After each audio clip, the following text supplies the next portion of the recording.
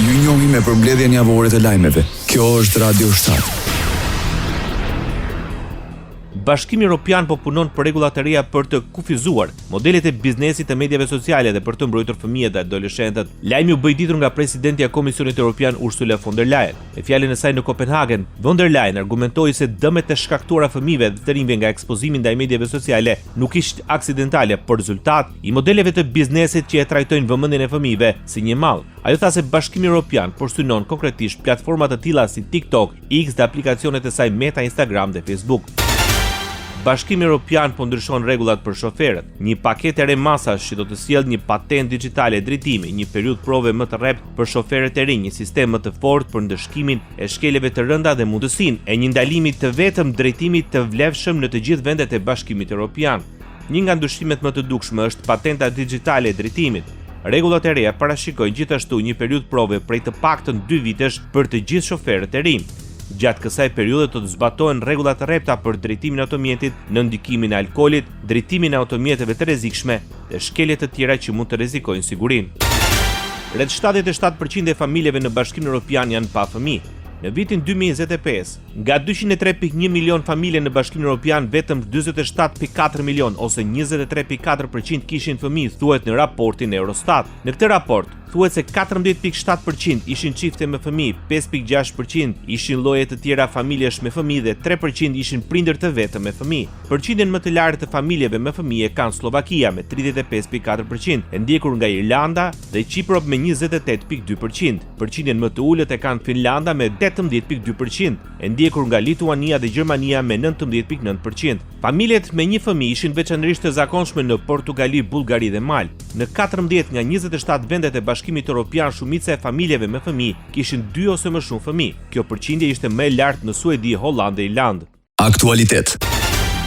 Rrëmbimi dhe deportimi i paligjshëm me fëmijëve Ukrainës përbën një nga shkeljet më të rënda të së drejtës ndërkombëtare dhe një nga mizoritë më të neveritshme të agresionit rus në Ukrainë. Në këtë mënyrë ka komentuar ministri për Ropën dhe Punët e Jashtme Ferit Hoxha gjatë takimit të nivelit të lartë të koalicionit për rikthimin e fëmijëve të Ukrainës, bashkë organizuar nga Bashkimi Evropian, Ukraina dhe Kanadaja. Hoxha theksoi se llogaridhënia dhe drejtësia duhet të mbeten në thelb të përgjigjes kolektive. Shqipëria do të vazhdojë të mbështesë çdo përpjekje që synon garantimin e kthimit të sigurt të menjëhershëm dhe dinjitos të çdo fëmijë ukrainas pranë familjeve të tyre dhe në dheun e tyre, deklaroi ministri i jashtëm i Shqipërisë. Shefja e politikës jashtme të Bashkimit Evropian refuzoi propozimin e presidentit rus Vladimir Putin për të emëruar ish kancelarin gjerman Gerhard Schröder si ndërmjetës në luftën në Ukrainë. Gerhard Schröder ka qenë një lobist i nivelit të lartë për ndërmarrjen shtetërore ruse, kështu që është e qartë pse Putini e dëshiron atë, apelon Kaja Kallas. Sipas saj, nuk do të ishte shumë e mençur të jepë Rusisë e drejta për të emëruar një negociator në emrin e BE-s. Kur u pyet të shtunën në lidhje me kandidatin e tij të preferuar për të rifilluar dialogun me europianët, Vladimir Putin u përgjigj se ai personalisht preferonte Gerhard Schröder. Shefja e politikës jashtme të Bashkimit Evropian Kaja Kallas kërkoi rritjen e prodhimit të armatimit për mbrojtjen europiane. Reagimi erdhi ndërsa ministrat e mbrojtjes së BE-s u takuan në Bruksel për bisedime që mbulojnë Ukrainën, kapacitetin industrial dhe çështjet e sigurisë në lindjen e mesme. Kallas buri në duke se prodhimi i industrisë së mbrojtjes mbeti një shqetësim pavarësisht financimeve të disponueshme. Lidhur me lindjen e mesme, Kallas tha se ministrat do të diskutojnë për Libanin dhe operacionet e sigurisë detare. Ajo nënvizoi se diskutimet përfshin operacionin detar Aspides të Bashkimit Evropian në ngushticën e Ormuzit, duke shtuar se plani i tij operativ mund të përshtatet nëse shtetet anëtare bien dakord. Paralajmëron Doricin kryeministri e qendrës së djathtë të Letonisë. Evika Selina njoftoi se do doricet nga posti i lartë duke shkaktuar në mënyrë efektive rrëzimin e koalicionit qeverisës të vendit të zgjedhjeve parlamentare në muajin tetor. Largimi vjen pasi ministri i mbrojtjes i krahut të majtë të vendit Baltik, Andris Spruc, dha të dielën Doricin. Ministri i mbrojtjes dha Doricin pasi dronët ukrainas fluturuan në hapësirën erore të vendit nga Rusia javën e kaluar dhe goditën një objekt magazinimi nafte. 2 dronë ukrainas fluturuan mbi kufiri rus dhe u rrëzuan në tokën letoneze, një prej të cilëve shpërtheu në një depo nafte në Letoni lindore. Letonia dhe Lituania i kanë bërë thirrje NATO-s të forcojë mbrojtjen ajrore në rajonin e tyre pas incidentit. Moska rikthen vëmendjen te kapacitetet bërthamore. Presidenti rus Vladimir Putin deklaroi se Rusia ka arritur kapacitete bërthamore që nuk ka të ngjashme në botë, ndërsa puna për përmirësimin e forcave të saj të parandalimit bërthamor ka vazhduar pa ndërprerje që nga fillimi i viteve 2000. Putin tha se pas të rreqjes së SHBA-s nga traktati për mbrojtjen kundër raketave balistike në vitin 2002, Moska u detyrua të mendojë për garantimin e sigurisë strategjike në kushte të reja dhe ruajtjen e ekuilibrit strategjik të forcave. Putin theksoi se në vitin 2004 filloi puna për sistemin e raketave ndërkontinentale Avangard, i cili është në detyrë luftarake nga viti 2019, ndërsa nga viti 2025 edhe sistemi raketor toksor me rreze të mesme Oreshnik është vënë në shërbim luftarak dhe se mund të pajiset edhe nga koka bërthamore.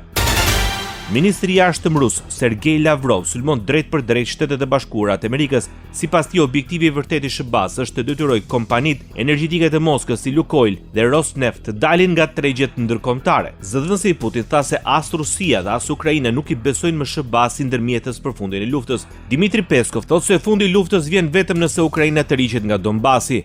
Radio 7, zëri pozitiv i qytetit.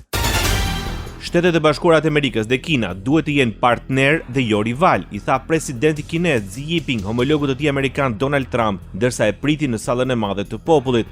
Xi tha gjithashtu Trumpit se ishte i lumtur për vizitën në një kohë kur bota është një udhkryq. Presidenti amerikan Donald Trump vlerësoi marrëdhënien fantastike që ka me presidentin kinez Xi Jinping gjatë fjalës hapëse të takimit dypalësh. We've had a fantastic relationship. We've gotten along. When there were difficulties, we worked it out. Presidenti Xi dhe Trump diskutuan situatën në lindjen e mesme Ukrainë dhe gadishullin korean gjatë samitit të tyre në Pekin.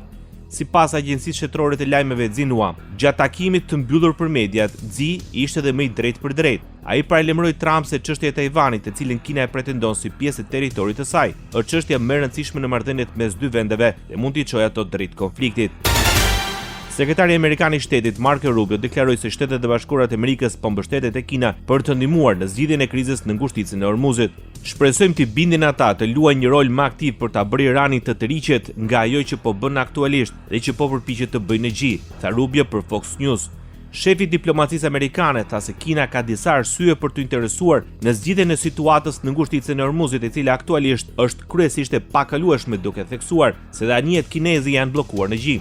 Ai shtoi se ekonomia kineze orientuar drejt eksporteve po ndjen pasojat e krizës globale të shkaktuar nga situata në ngushticë, pasi vendet e tjera po blejnë më pak produkte kineze.